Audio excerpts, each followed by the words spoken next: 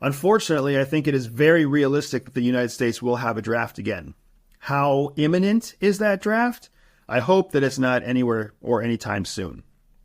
Because the draft in the 1970s and 60s was such a disaster, there's no way that a politician will want to implement that again. So what that means is the United States is conflict averse right now. The United States has really become quite conflict averse since the Obama era.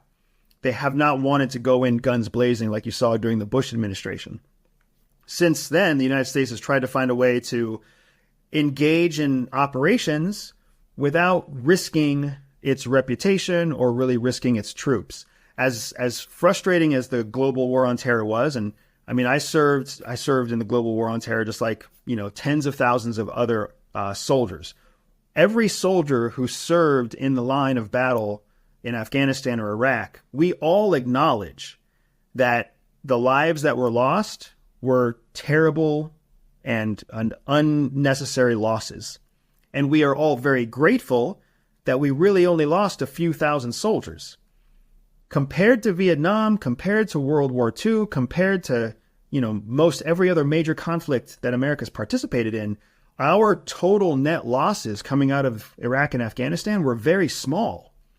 Not that any life is worth losing, especially not for some ridiculous political effort, right? But the fact is the United States has learned now that Americans don't like to lose American lives to fight somewhere else for someone else on some ideology that doesn't make life better for us here at home. So if the American government was to implement a draft, especially anytime now or in the near future, it would be utter chaos in the United States. Now, that said, we also have to keep in mind that the United States military has failed to meet its recruitment quotas for the last, I think, almost 2 full years. So as Americans are coming of age, they are not joining the armed forces.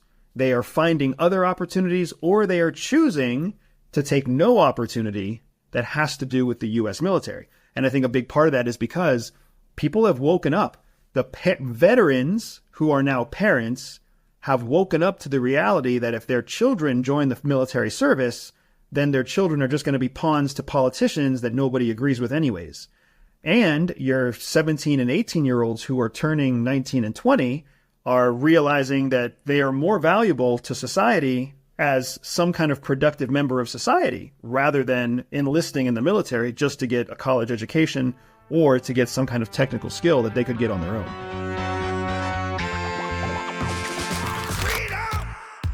So fresh on me.